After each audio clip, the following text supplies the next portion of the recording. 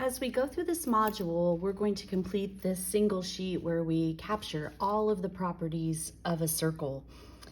So on the front side of this paper, everything we draw is going to be some type of angle, and we'll talk about the angle relationships that are formed.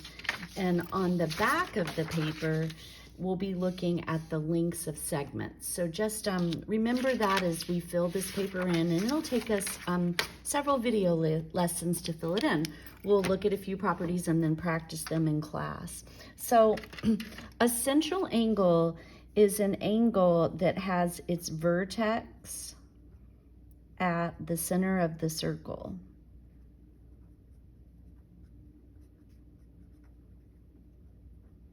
That's where the vertex is located, and the sides of the angle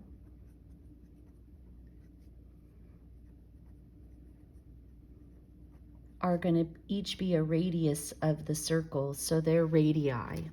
So if this is the vertex of my angle, and I draw a radius there, and say a radius there, this is a central angle.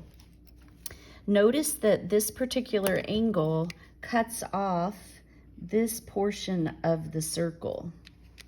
So if you think of it as chomp, chomp, chomp, it would bite off that part of the circle.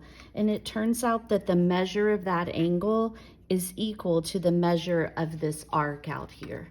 A central angle has the same measure as an arc. So if this is x degrees, this is also x degrees. Okay, for now, that's really all we're going to talk about with respect to angles. So you can see we have quite a bit more to do here on the back side.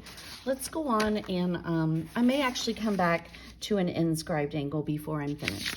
Let's go over here and let's just look at segment lengths and fill the paper in for everything we've discussed so far.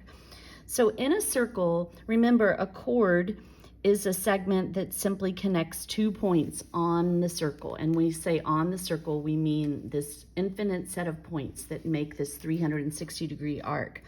If this chord is equal in length to that one, then the arcs that those chords cut off are also going to be equal in measure. So this arc is congruent to that arc. Now, I'm not ticking the chord the same as the arc because this has length and we measure it in things like centimeters or inches, and the measure of our arc is going to be in degrees. So if this is x and this is x, then if this were y degrees, this would also be y degrees. Okay? All right, now, if we have congruent chords, and let's go ahead, we'll put a couple of points here so we can write something off to the side. Otherwise, this is going to be difficult to mark. If we know that segment XY is congruent to segment AB, then, oh wait, let's call this, let's put a few more points here as well, sorry. And this is an if and only if situation. So let me start the other way around. If I know that the distance from the center to this chord, if I know that RS is congruent to TR, because this I can mark. If I know this is congruent to that, and it's perpendicular to the chord, then this is going to be true. These chords are going to be congruent to one another, and it works both ways. Remember, that's what the if and only if means.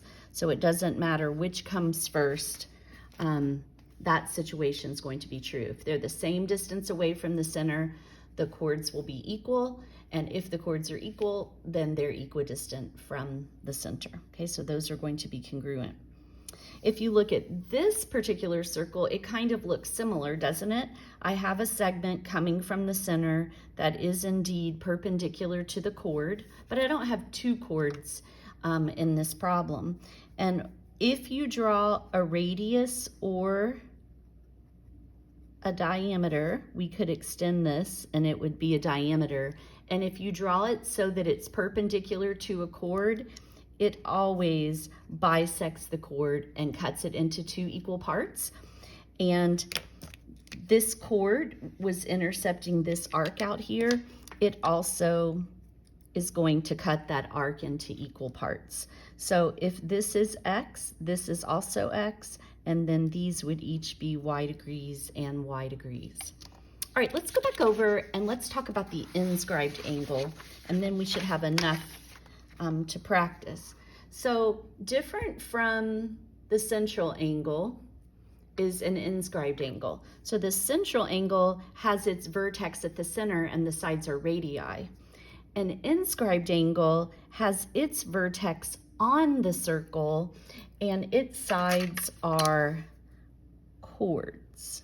So there's one chord connecting 2 points on the circle, and there's another chord connecting 2 points on a circle. Okay, so let's just write that. An inscribed angle, the vertex is on the circle, and the sides of the angle are chords.